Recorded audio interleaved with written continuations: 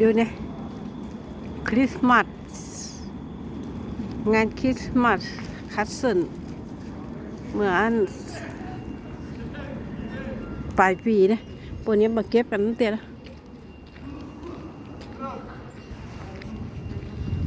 เปิดละไปถึงสิ้นปีเลยเจ้านะก็หามาเก็บกันแน่เด้ออ๋อนี่เป็นว่าต้นไม้ผลปลูกไว้นี่แล้วโลนึกว่าผลเอามาปลูกงานบ่ได้แต่มันเป็นสวยไหมต้นไม้นี่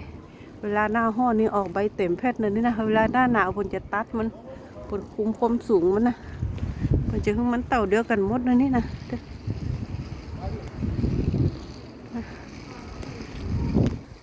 เจ้ากูดก็มีซิตี้พอยต์